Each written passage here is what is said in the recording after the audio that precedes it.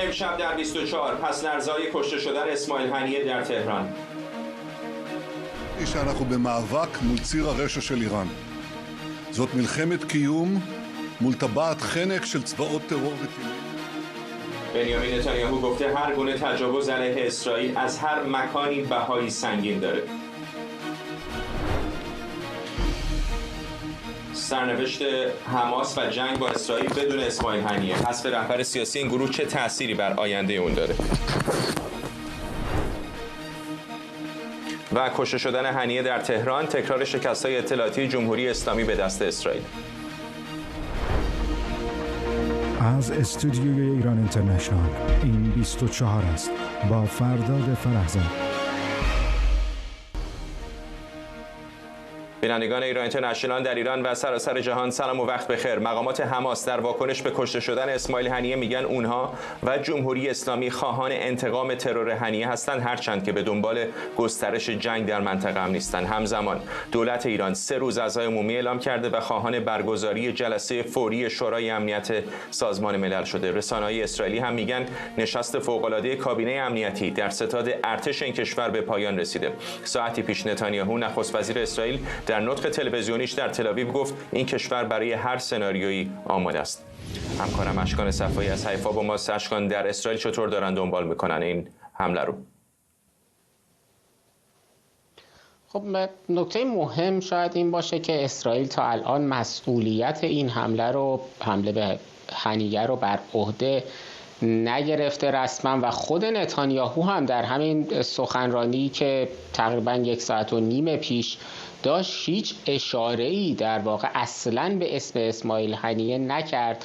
به اشاره کرد که ما در هفته‌های گذشته در واقع اینجا و آنجا حمله کردیم، انتقام گرفتیم، به حسابمون رو صاف کردیم. اشاره کرد خب البته به فؤاد که فؤاد شکر فرمانده نظامی حزب الله که گفت او رو دیشب در بیروت کشتیم. باید گفت که حزب الله هم ساعتی پیش در واقع رسما اعلام کرد که او کشته شده. از اون طرف اعلام در واقع گفت که محمد ضیف رو 3 هفته پیش هدف قرار دادیم و اشاره کرد که به بندر حدیده هم حمله کردیم و بعد هم در واقع هشدار داد و تهدید کرد. گفت که ما در واقع در روزهای آینده که به مردم اسرائیل گفت که ما روزهای پرچالشی رو پیش رو خواهیم داشت، اما گفت که اسرائیل هم آماده هست که هر کسی بخواد بهش ضربه بزنه به اونها ضربه بزنه. موضوعاتی که رسانه‌های اسرائیل در مورد هنیه بهش اشاره کردن، خب یکیش که موضوع این هست که او اصلا چطور کشته شده. واقعیتش این هست که ما هنوز نمیدونیم اسماعیل هنیه چطور کشته شده. در تهران هیچ تصویری ازش جمهوری اسلامی اجازه نداده تا الان منتشر بشه. برای همین هم در واقع گمان زنی ها متفاوت هست، از جمله در خود رسانه های اسرائیل، از اینکه حالا جنگنده ای بوده که از خارج از مرزهای ایران شلیک کرده، داخل آسمان ایران بوده، اینکه اصلا یک کوادکوپتر بوده که این حمله را انجام داده از داخل خود تهران، یا اینکه شاید یکی از آخرین های اونها ادعایی که کانال 12 تلویزیون اسرائیل مطرح کرد به نقل از منابعی در ایران و گفت که موشکی از ساختمان مجاور محل اقامت اسماعیل هنیه شلیک شده و او رو کشته. مورد دیگری هم که بهش در واقع توجه کردند این هست که چرا اسماعیل هنیه در تهران کشته شد، نه در جاهای دیگری که به اونها سفر میکرد یا در قطر که در اونجا اقامت داشت. خب این که حالا چرا در جاهای دیگر کشته نشد، هر کشوری دلیل خودش رو داره. ترکیه عضو ناتو هست، قطر اسرائیل بهش قول داده که هیچ کدوم از رهبران حماس رو در اونجا نکشه و کشورهای دیگر هم دلایل خودشون. در ایران اما این که چرا کشته شد، خب یکی این هست که به گفته رسانه‌ها از جمله وبسایت خبری واینت این هست که به جمهوری اسلامی اسرائیل میخواست بگه و به نوعی جمهوری اسلامی رو تحقیر کنه که ما اسرائیل در واقع تا چه حد نفوذ اطلاعاتی و امنیتی درون ایران داره و البته هشدار هم بده به مقامات جمهوری اسلامی که اسرائیل میتونه اگر که اونها به اقداماتشون ادامه بدن باز هم از این دست اقدامات در تهران یا در شهرهای دیگر ایران انجام بده. نکته دیگر، نکته در واقع نگرانی از واکنش هایی که هست که وجود خواهد داشت. حالا چه در اینجا در شمال من هستم، واکنش حزب الله که دست کم تا فردا به نظر میاد که واکنشی نباشه وقتی که مراسم تشییع جنازه برگزار بشه و نصرالله قرار هست در اونجا سخنرانی کنه، و چه واکنش از سوی حماس و جمهوری اسلامی در نقاط دیگر اسرائیل. ممنونم از تو. اشکان صفای همکارم از حیفا. جابر رجبی فعال تحلیلگر سیاسی و فرزین ندیمی تحلیلگر امور دفاعی امنیتی هم در مؤسسه واشنگتن از همین شهر به ما پیوستن. با آقای ندیمی شروع می‌کنم. حالا که چند ساعتی گذشته آقای ندیمی، آیا هیچ تئوری دارید که احتمالاً چه اتفاقی افتاده؟ بله، تئوری که زیاده، ولی از نظر قطعی نمیشه اظهار نظر قطعی کرد، به خاطر اینکه هیچ شواهدی وجود نداره، هیچ ویدیویی از محل این حمله وجود نداره. ولی میشه انتظار داشتش که یک کوادکوپتر که به دو موشک هدایت شونده با سرجنگی 5-6 کیلوگرمی مسلح شده باشه، از فاصله 1500 تا 2000 متری این موشک‌ها رو به سمت اتاقی که آقای هنیه در این ساختمان گست هاوس که گفته میشه در ضلع شمال غربی مجموعه سعدآباد بوده، در یک اردوگاه بسیج برخورد کرده، وارد اون از پنجره وارد اتاق شده و منفجر شده و اهداف خودش رو از بین برده. این کوادکوپترها برد تا حدود حداکثر 12 کیلومتر دارن و ولی باید از داخل ایران کنترل بشن، یعنی از همون محدوده قاعدتاً باید کنترل بشن، مگر اینکه یک تکنولوژی خاصی اسرائیل استفاده کرده باشه که با داشتن تنها 1 یا 2 نفر در موقعیت برای آماده کردن و پرواز دادن این درون، کنترل اونها به وسیله ماهواره به یک اپراتور خارج از ایران سپرده باشه که این کار انجام بده. البته در اون صورت در مقابل برخی پارازیت ها میتونه آسیب پذیر باشه درونی که به وسیله امواج رادیویی کنترل میشه، ولی این احتمال میشه داشت که اسرائیل که چنین اطلاعات دقیقی از موقعیت هدف و تحرکات هدف خودش داشته، این نکته رو میدونسته که اون موقعیت و اون شخص به وسیله تکنولوژی‌های ضد درون محافظت نمی‌شده و میتونستن با ایمنی حمله خودشون انجام بدن. این به نظر من محتمل ترین سناریو هستش با توجه به صدای انفجار نچندان بلندی که در تهران شنیده شده. ولی خب آپشن‌های دیگه هم هست. به هر حال اسرائیل اگر می‌خواست که این ساختمون رو صدمه خیلی زیادی بهش بزنه، اگر اتاق آقای هنیه در موقعیتی از ساختمون بود که با موشک‌های با سرجنگی کوچک قابل دسترسی نبود، در اون صورت میتونه مثل حمله به اصفهان که ما راجعش خیلی صحبت کردیم با موشک‌های مثل راکت استفاده بکنه که برد زیادی دارن و اینا میتونستن از مناطق مرزی عراق به سمت همینش عجیب نیست آقای ندیمی. آدم تصور میکنه، یعنی خیلی بدیهی به نظر میرسه کسی که اینقدر جانش در خطره احتمالاً مثلا باید در زیر زمینی جایی که کنار پنجره نباشه نگهداری بشه، نه؟ من فکر میکنم اطمینان بیش از حدی که گاهی اوقات پیدا میشه در یک سیستم امنیتی از توانایی خودشون باعث میشه که یک چنین گاف‌های داده بشه. ما در مورد سخنرانی آقای ترامپ و همینطور این اشتباه بزرگ سیکرت سرویس در روزهای گذشته دیدیم که چطور یک موقعیت یک تیرانداز رو کاملا بهش توجه نکرده بودن. در این مورد هم میشه انتظار داشت که در اون ساعت شب دیر وقت فرد مورد نظر به استراحتگاه خودش آورده شده، شاید تدابیری رو برای گم کردن ردش اندیشیده بودن و فکر نمی‌کردن که اسرائیل همچنان موقعیت هدف رو داره و برای اثر برداشتنش برنامه‌ریزی کرده. این احتمال وجود داره که با وجود تمام برنامه‌ها و امکاناتی که برای حفاظت از اشخاص مهم این سپاه انصار مهدی داره، ولی ممکنه در اون موقعیت به خاطر اتفاقا برای اینکه حساسیت‌ها رو پایین ببره با لباس مبدل، با خودرو مبدل و در یک موقعیتی که چندان انتظار نداشتن که زیر نظر اسرائیل باشه، سعی کردن که زیاد حساسیت به وجود نیاره. آقای رجبی، به نظر میسه دیگه از این بزرگتر از نظر امنیتی و اطلاعاتی رسوایی و آبروریزی بدتر نمیتونست باشه برای جمهوری اسلامی، نه؟ درسته. واقعا قبل هرچی واقعا آقای فرزاد من یه سوالی برای خودم هست و شاید واقعا باید پرسید از جمهوری اسلامی، از حماس و از خیلی از چیزا برگردن و قبل از 7 اکتبر دوباره دست به این کار میزنن. اینقدر اتفاقات داره سریع میره جلو، اینقدر داره مسائل مختلف پیش میاد، شاید ما هنوز به عمق فاجعه هنوز نفهمیده، نه تحلیلگران و نه شاید خود جمهوری اسلامی که چه اتفاقی افتاده، چه از نوع عملیاتی که انجام شده، چه از نوع وقتش و چه از نوع اتفاقهای دیگه. موضوعش اینه که جمهوری اسلامی یک لنگی میزنه، عدم توازنی میزنه بین کارهایی که میکنه با اینی که اون بتونه تحمل بکنه پاسخ کارهایی رو که انجام میده.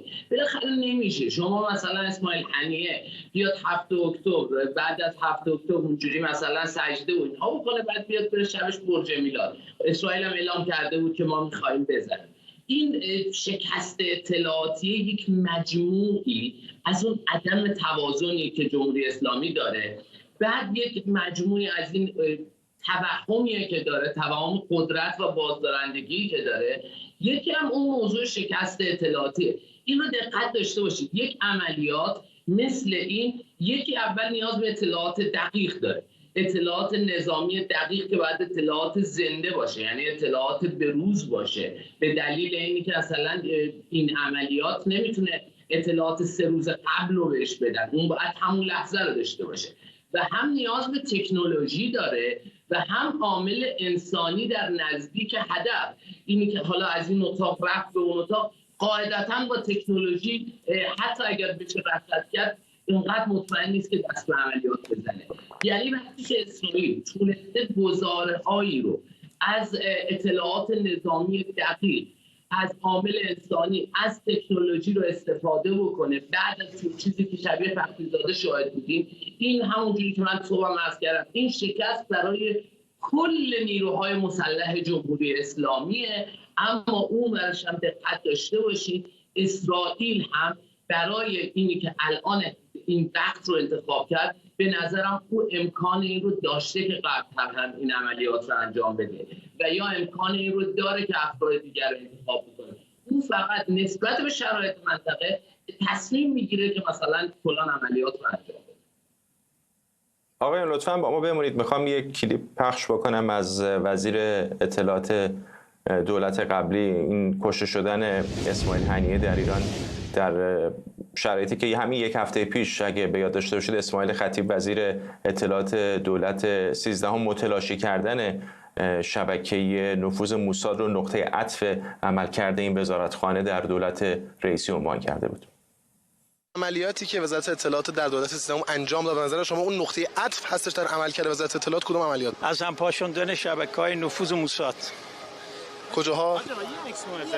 جان از کردم از همپاشی و متلاشی کردن شبکه نفوذ موساد که هر روز بعضی از شخصیت‌های علمی ما رو ترور می‌کردن یا بعضی از مراکز حیاتی ما رو خرابکاری می‌کردن و به لطف الهی تو این دوره این شبکه و این دسترسی‌ها و این توانمندی‌ها از بین رفت.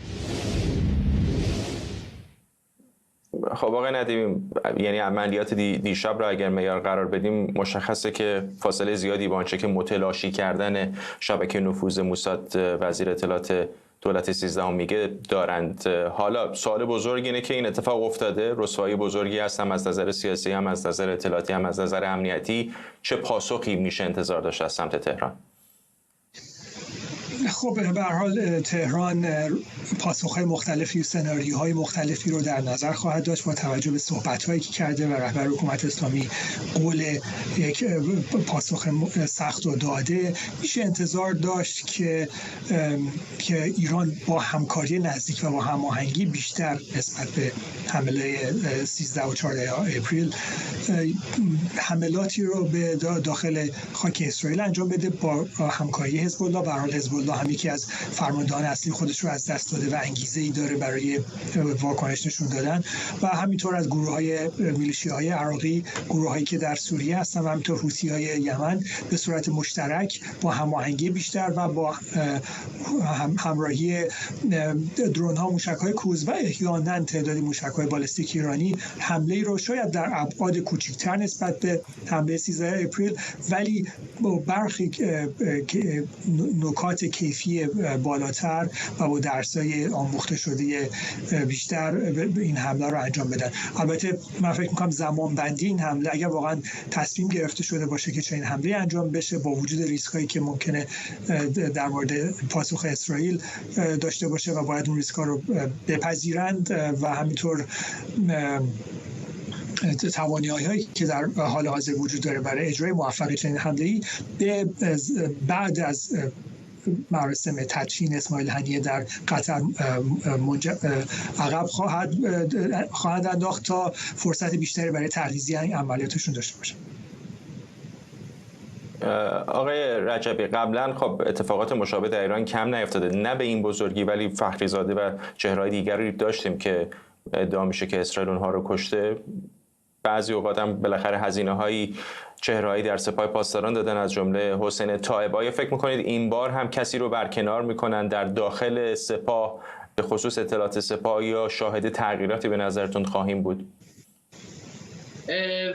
نه، به اینی که باید که برکنار بکنن و اینها بعید میدونم. هیچ وقت در جمهوری اسلامی کسی مسئولیت کار رو نپذیرفته، ولی من یک تحلیل شاید میشه گفت خبری شاید میشه گفت هست که احتمالاً خیلی اتفاقی که مثلا اون دفعه طول کشید درگیری با اسرائیل تا تصمیم بگیرن انجام بدن، این دفعه خیلی سریع‌تره یک درگیری بزرگتر ولی در فرصت محدودتر احتمالاً انجام خواهد شد و فکر میکنم علی خامنه‌ای عصبانیتش از این اتفاق و تحقیری که افتاده این رو نمیشه با موضوع فخریزاده یکی دونست، به دلیل اینکه این مهمان جمهوری اسلامی بوده، این رئیس مهمترین گروه اون کسانی که حالا میگن محور مقاومت غیر از حزب الله بوده. نوع زمانبندی این موضوع برای جمهوری اسلامی بسیار سنگینه. من گمان میکنم علی خامنه‌ای الان از دست اونها عصبانیه، شاید بعداً نسبت به جابجایی دست بزنه، ولی الان میرم به سمت اینی که بتونن یک مقداری این آبریزی رو کم بکنن. این نکته هم بگم در یک جنگ بزرگ زد و خورد وجود داره، این که ما فکر کنیم مثلا نه شاید هیچ موچکی به اسرائیل نرسه، احتمال خیلی کمه درگیری، احتمالاً اونها هم خواهند رسید، ولی از اون ور اسرائیل هم نشون داده نیاز نداره 300 تا موچک بزنه، 1000 تا بزنه، میتونه با 2 تا حمله قاعده های درگیری ها رو به روی خودش، یعنی قاعده های خودش رو دیده.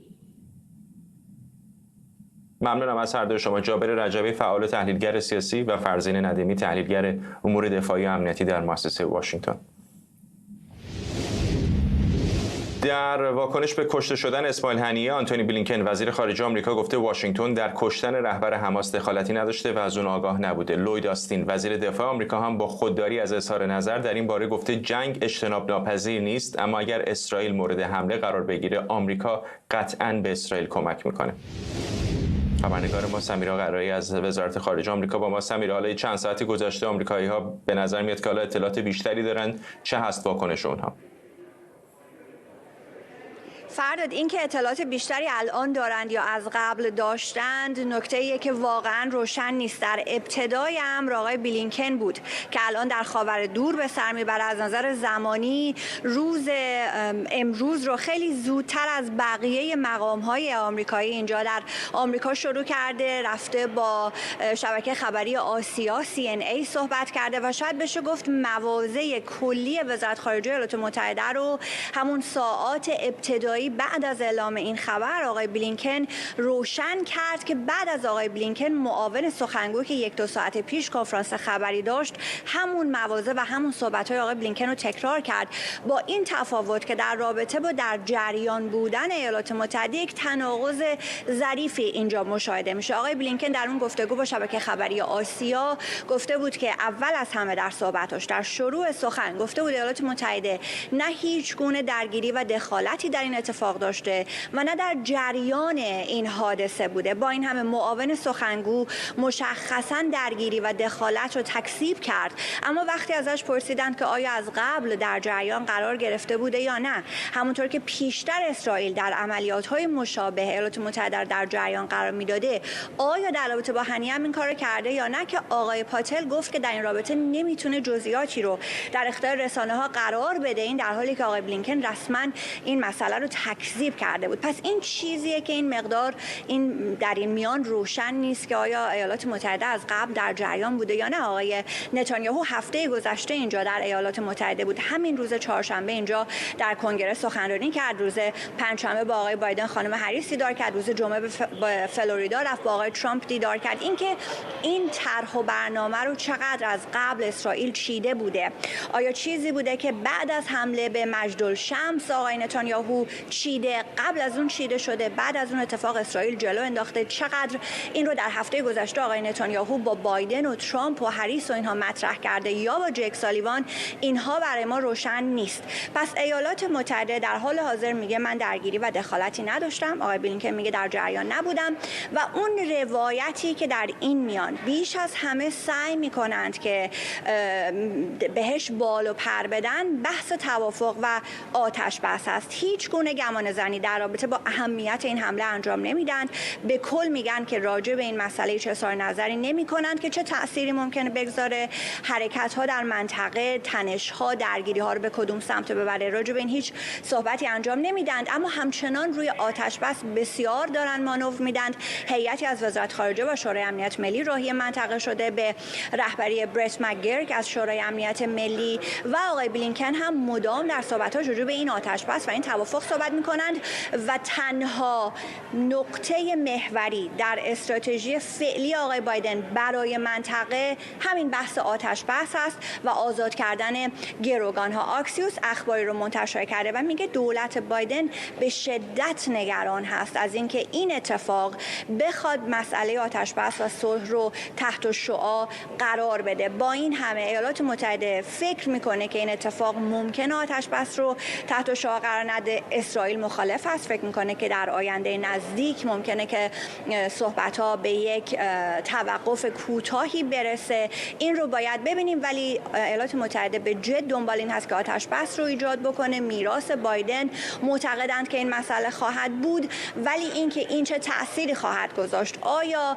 به شکل غیر مستقیم با جمهوری اسلامی صحبت کردن یا نه، این همه چیزهایی است که ما نمیدونیم. آقای پاتل امروز در رابطه با پیغام و پسخان با جمهوری اسلامی میگه که من در جریان نیستم. آیا این به معنیه که وزارت خارجه در جریان نیست؟ این کارو داره شورای امنیت و کاخ سفید انجام میده. اینها همه چیزهایی است که فردا نمیدونیم راجع به اتفاقات شب گذشته در تهران. ممنونم از تو همکارم سمیرا قرایی از وزارت خارجه. در ادامه واکنش‌ها در آمریکا هم کوین کریمر سناتور جمهوری‌خواه از ایالت داکوتای شمالی در گفتگوی با همکارم آرش علایی گفته کشته شدن هنیه ارسال پیامی قوی از سوی اسرائیل بوده تا به تهران و جهان بگه اگر تنش رو تشدید کنن اسرائیل به دنبالشون میاد. اون به حق توسط اسرائیل از میون برداشته شد به خاطر ویرانی، مرگ و تخریبی که انجام داده. او همه این کارا رو انجام داده بود. به اسرائیل تبریک میگم. فکر میکنم این کار یه پیام واقعا قوی میفرسته که توانایی‌های اسرائیل از نظر اطلاعاتی چیه و توانایی‌هاشون برای عمل بر اساس اون اطلاعات تا چه حده.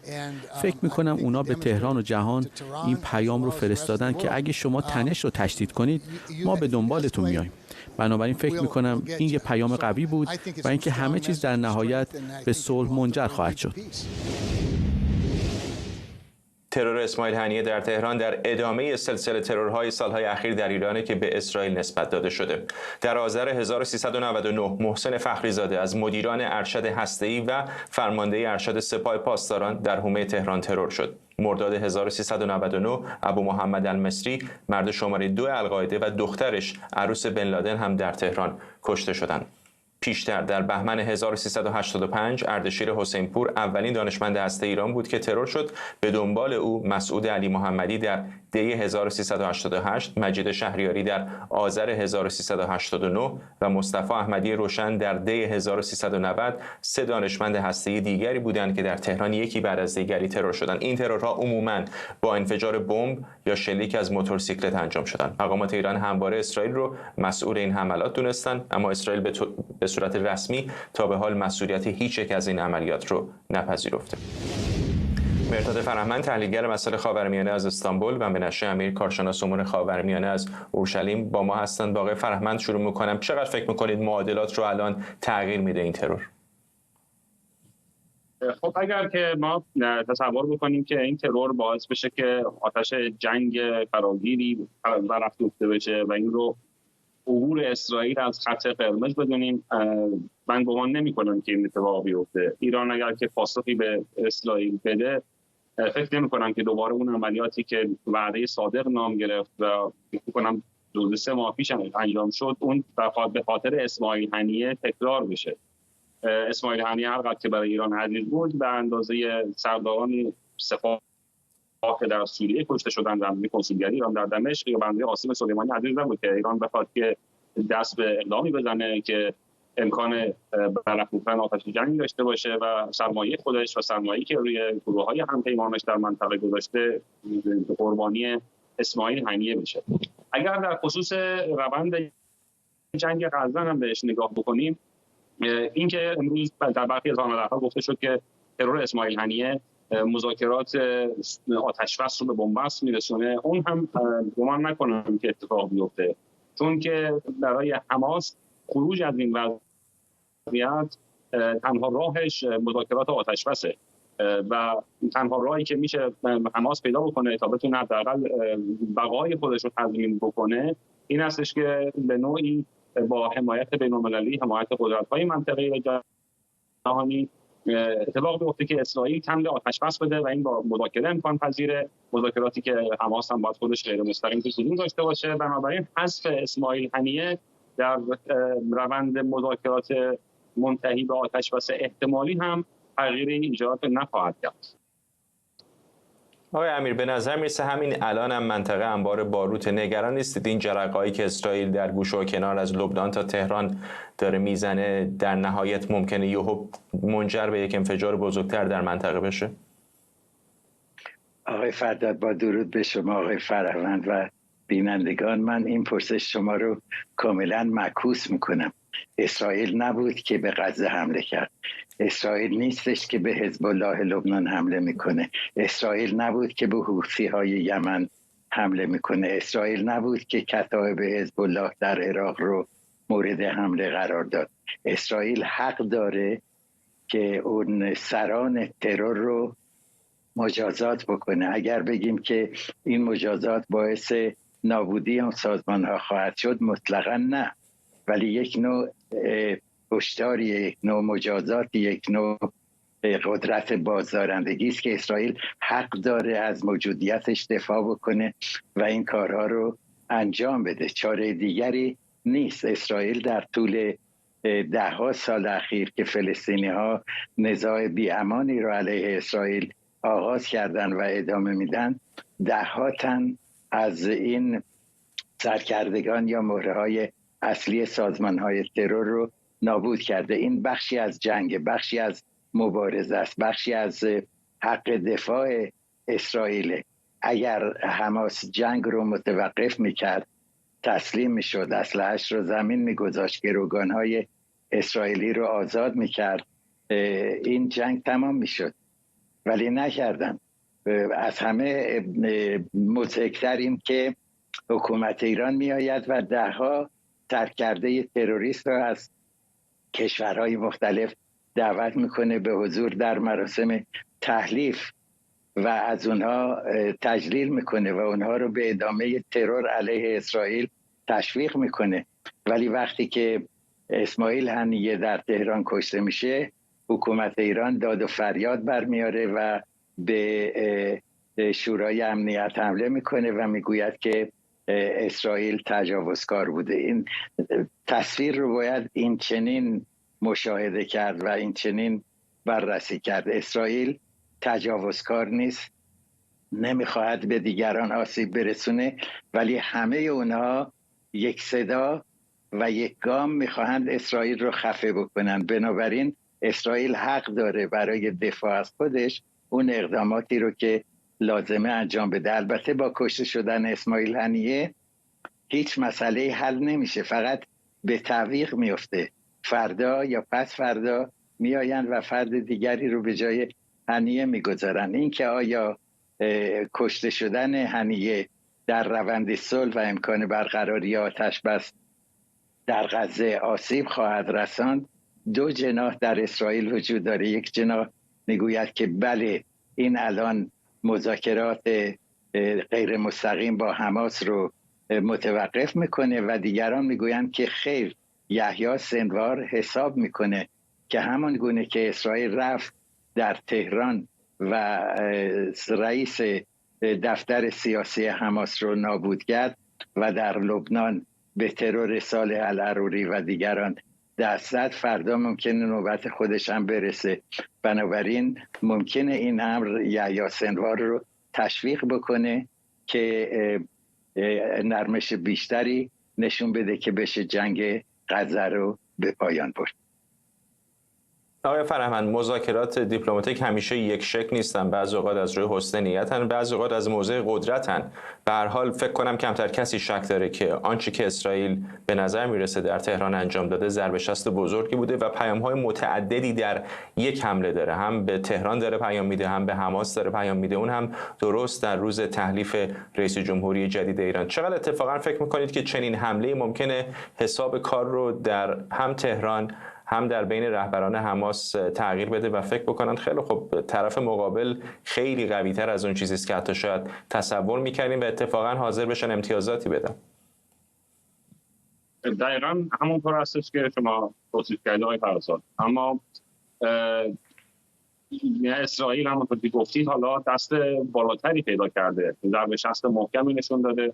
ما در دوره‌های قبلی که مذاکرات نزدیک به نتیجه شده بود می‌دیدیم که در جاهایی بود که اسرائیل احساس می‌کرد که داره شروطی بهش تحمیل میشه، جاهایی بود که حماس این احساس رو می‌کرد. در این فراز و نشیبی که جنگ غزه داشت، در مواردی که اسرائیل عملی انجام میداد که مثلا خیلی تراژیک بود، یکی از نقاط عطف تراژیک که اسرائیل می‌آفرید، فشار بین‌المللی رو زیاد می‌برد و زیاد می‌کرد و بعد باعث می‌شد که در طرفین میانجی به نوعی جانب حماس رو بیشتر رعایت بکنن و اسرائیل بعد شاکی میشد که اینجا خواسته‌هاش در نظر گرفته نشده و بعد کوشید اسرائیل که دست بالا رو پیدا بکنه که الان همین اتفاق هم افتاده. در واقع با ضربه شستی که نشون داده دست بالاتری پیدا کرده نسبت به گذشته.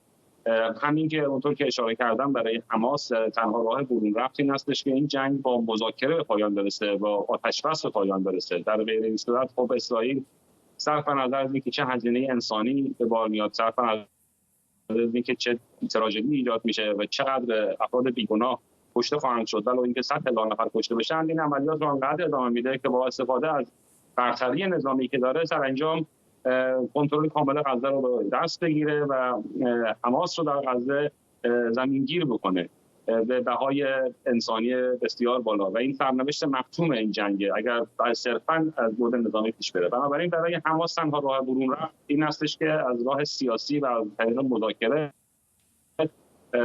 آتش‌بس ایجاد بشه تا بتونه شاید بخشی از اون وضعیتی رو که داشت در پیش از 7 اکتبر سال گذشته دو مرتبه حماس پیدا بکنه، بتونه همچنان بقای خودش رو در غزه تضمین بکنه. اسرائیل ضربه شستی که نشون داد هم به ایران بود هم به حماس بود و نشون داد که کسی از اسرائیل در امان نیست. اگر میتونست مثلا زیاد نخاله رهبر جهاد اسلامی رو هم همراه با اسماعیل هنیه بکشه که این کار نکرد. اگر حتی سید حسن نصرالله هم به تهران بره شاید بتونه اون رو هم بکشه.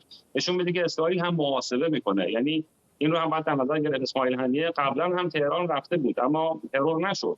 این که در این واقعی زمانی خیلی مهمه بفرمایید، چون خیلی اوقات موقعی که شرایط در منطقه ناامن بوده اتفاقا همین حسن نصرالله اینا برای امنیت بیشتر به تهران میرفتن. الان این پیام رو به اونها میده که تهران هم در کنار بیت خامنه‌ای هم جای امنی برای اونها نیست. دقیقاً همینطوره. من تصور خودم این بود که در این دورانی که لبنان هدف حملات اسرائیل و نفرات مهم حزب الله دارن تک به تک کشته میشن، به احتمال زیاد سید حسن نصرالله رو به ایران انتقال دادم که در اونجا جاش امن‌تره، ولی الان نشون میده که نه اینطور نیست. در اونجا هم جاش امن نیست و این خب تاثیر میذاره در روحیه اینها، در واقع اینکه تفکر اینها نسبت به ادامه این روند جنگ و اینکه در فوری دیدن اینکه باید یک راه برون رفتی پیدا بشه. هرچند همونطور که اشاره کردم اسرائیل هم محاسبه میکنه. همین ترور اسماعیل هنیه محاسبه شده بود. یعنی اسرائیل هم این حساب رو کرده که همچنان زیر سقف زدن در واقع جرقه زدن به بشکه باروت این ترور اسماعیل هنیه. مثلا اگر به جای اسماعیل هنیه 3% نقص بود، اون دیگه از اون سقف بالاتر میداد، یعنی پیامد خیلی ناگوارتری و سری سخت‌تری میتونست به همراه بیاره، میتونه اوضاع رو از کنترل خارج بکنه. به نظر میرسه در اسرائیل هنوز هم میخوان که از جنگ فراگیر اجتناب بکنن و در نتیجه به یک ترور محاسبه شده ای دست دادن. آقای امیر، دفعه پیش که اسرائیل به کنسولگری جمهوری اسلامی حمله کرد، خیلی ها گمان زنی می‌کردن که جمهوری اسلامی پاسخ معناداری نخواهد داد. حالا فارغ از اینکه معنادار بدونیم یا نه، بالاخره تعداد زیادی موشک و پهپاد به سمت خاک اسرائیل برای اولین بار پرتاب کرد. این بار حمله در داخل خاک ایران هست، در روز تحلیف رئیس جمهوری جدید و بالاترین مقام سیاسی حماس رو هدف قرار گرفته. بالاخره جمهوری اسلامی هم یک کف انتظاری ایجاد کرده با اون حمله‌ای که انجام داده. چقدر فکر می‌کنید که ممکنه دوباره شاهد یک موشک پرانی یا ارسال پهپاد یا چیزی مشابه از خاک ایران به سمت اسرائیل باشیم؟ ببینید الان بیشتر از 12 ساعته که شورای امنیت ملی اسرائیل و بلندپایگان نظامی و اطلاعاتی و شخص نخست وزیر و وزیر دفاع با هم به مشورت ادامه میدن، دقیقاً برای پاسخگویی به این پرسش مهمی که شما مطرح کردید.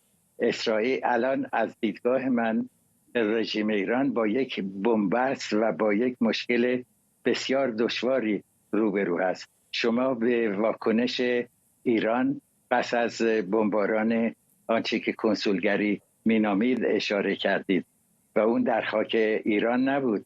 الان در خاک ایران یکی از سرکردگان مهم و یکی از مهرهای بزرگ ترور و یکی از نیابتی‌های بسیار کلیدی رژیم ایران هدف قرار گرفته. اون حمله‌ای که با پهپادها و موشک‌ها به سوی اسرائیل انجام شد بسیار حقیرانه و ذلیل بود. البته اسرائیل از کمک نظامی فرانسه و ایالات متحده برخوردار شد برای رویارویی با اینها. مسلماً حکومت ایران باید یک واکنش نشون بده و مسلماً شبیه اون حمله پهپادی و غیره نخواهد بود. این سخنان لوید آستین رو هم نباید نادیده گرفت که اگر رژیم ایران به اسرائیل حمله بکنه، ایالات متحده از اسرائیل دفاع خواهد کرد. الان رژیم ایران در وضعی و شرایطی قرار داره که همه چیز از هم پاشیده است و این اعتراضهای مردمی روز به روز بیش و بیشتر میشه. کمبودهای کشور روز به روز افزایش پیدا میکنه و اگر حکومت ایران الان در شرایط کنونی بخواهد که به جنگ علیه اسرائیل دست بزنه، مسلماً شکست خواهد خورد، مسلماً اعتراضهای مردمی بیشتر خواهد شد. همین واکنشی که الان ایرانی‌های برون مرزی و شاید تا حدودی درون مرز نشون میدن و ابراز خوشنودی میکنن، نشون میده که پایه‌های حکومت تا چه حد لرزانه. در چنین شرایطی رژیم باید یک واکنش نظامی علیه اسرائیل انجام بده. این واکنش باید 10 برابر یا 100 برابر وخیم‌تر از اون حمله پهپادی مسخره باشه. و چگونه خواهد بود؟ و اگر آسیبی به اسرائیل برسه، موشکی از داخل ایران به خاک اسرائیل اصابت بکنه و موجب کشته شدن یا ویرانی بشه، بدون شک اسرائیل با همه محدودیت‌هایی که الان باش روبرو هست در جنگ غزه، در جنگ با لبنان، در رویارویی با حوثی‌ها اقدام خواهد کرد و حمله به رژیم ایران برای اسرائیل بسیار آسانتر خواهد بود تا مقابله با چریک‌های حماس در غزه. اینها واقعیت‌هایی است که رژیم ایران در نظر گرفته. مشورت‌ها امروز در تهران ادامه داشت، فردا هم ادامه پیدا خواهد کرد تا ببینیم که در روزهای آینده رژیم ایران چه خواهد کرد و یا چه نخواهد کرد و سعی خواهد کرد که این موضوع به دست فراموشی سپرده بشه. ممنونم از هر دوی شما آقایان مهرداد فرهمند و منشه امیر، کارشناسان امور خاورمیانه. ترور هنیه در تهران رهبری حماس رو دچار بحران کرده. از رهبران ارشد حماس او دومین نفریه که توسط اسرائیل در 9 ماه اخیر از میان برداشته میشه. اسرائیل 28 اسفند مروان عیسی معاون فرمانده نظامی حماس رو هم هدف قرار داد. با کشته شدن هنیه در تهران فقط حالا 4 مقام شناخته شده حماس زندن. یحیی سنوار رهبر نظامی حماس در غزه که احتمالاً در شبکه تونل‌های زیرزمینی خان یونس مخفی شده. خالد مشعل از بنیانگذاران این گروه که در قطر رئیس دفتر سیاسی این گروه. محمود زهار که از اعضای رهبری سیاسی حماسه و در غزه مستقره. و چهارمی هم محمد ضیف که هرچند گزارش‌هایی درباره کشته شدنش در 31 تیر در حمله اسرائیل منتشر شده، اما مقامات اسرائیلی یا گروه حماس مرگ او را رسما اعلام نکردند. علی سعدزاده تحلیلگر مسائل خاورمیانه از یونان به ما پیوسته. آقای سعدزاده، به نظر میرسه که وارد به قول غربی‌ها سرزمین‌های جدیدی شدیم. از اینجا به بعد چه اتفاقی به نظرتون میفته؟ پیشبینیش مشکل هست، ولی یک اعلام موضعی از جانب بخشی از گروه‌های به اصطلاح محور مقاومت من امروز دیدم که یه مقدار نگران کننده است برای ایران، و اون این که ایران رو مسئول امنیت هنیه میدونستن و مرگش رو هم من غیر مستقیم متوجه مقامات ایرانی میدونستن که نتونسته بوده امنیتش رو تامین بکنه، چون به هر حال هنیه چهره بین المللی حماس بود. به ترکیه میرفت، در قطر بود، به مصر رفته بود، یعنی مردی بود که در حال مسافرت و درست در کشوری که خودش رو به اصطلاح سازمانده و یا هماهنگ کننده فعالیت‌های تمام نیروهای محور مقاومت می‌بینه، درست در چنین کشوری کشته میشه و این برای آبروی جمهوری اسلامی در نزد طرفداران خودش در جاهای مختلف خیلی خیلی به اصطلاح گران تمام میشه. اینکه چه خواهد شد، فکر میکنم حماس بایستی یک تجدید نظر بکنه در هم رابطش با ایران، هم در نحوه عملکردش با اسرائیل، چون به هر حال این روشی رو که حماس داره ادامه میده به جایی نمیرسه. یعنی در حقیقت همونطور که میبینیم اسرائیل به حملاتش ادامه میده، تعداد کشته ها بالا میره و تا زمانی که حماس آماده مذاکره واقعی نشه و یا اینکه گروگان ها رو آزاد میکنه. الان متاسفانه مواضع اسرائیل خیلی سخت‌تر شده. در آخرین برخوردی که با هم داشتن، مذاکراتی که در روم داشتن، حماس خیلی خیلی جلو آمده بود، حاضر بود سازش بکنه. بعد حماس و هم خورد مذاکرات روم در یکشنبه گذشته. حماس مدعیه که اسرائیل خواسته های بیشتری رو داشته. یعنی در حقیقت ما یا به جایی رسیدیم که در حقیقت حماس بایستی از موضع ضعف وارد مذاکره با اسرائیل بشه و از موضع ضعف این است که در حقیقت باید خیلی از خواسته های اسرائیل رو بپذیره، گروگان ها رو آزاد بکنه، به امید این که حملات به غزه کمتر بشه، چون امید این که با کمک های به اصطلاح طرفدارانش بتواند، طرفداران بین المللیش از جمله که مهمترش ایران بود، بتواند به اصطلاح به پیروزی برسه، این امید داره رفته رفته کمتر میشه. تنها من این آینده رو میبینم، آینده بیشتری نمیبینم. یعنی در تجدید نظر در مواضع حماس، در نحوه جنگی که چون اسرائیل که نیازی نمیبینه مواضعش تغییر بده. ممنونم از شما علی سعدزاده تحلیلگر مسائل خاورمیانه از یونان با ما. قبل از پایان برنامه این رو هم اشاره بکنم که کمی پیشتر شبکه نزدیک به حزب الله گزارش داده که قرار حسن نصرالله رهبر حزب الله لبنان هم روز پنجشنبه در همین رابطه در مورد کشته شدن اسماعیل هنیه در تهران سخنرانی بکنه. همزمان کاخ سفید هم خطر تشدید تنش در منطقه رو کم رنگ توصیف کرده. به این ترتیب میرسیم به پایان 24 امشب. ممنون از همراهیتون. این برنامه رو میتونید در یوتیوب هم دنبال کنید.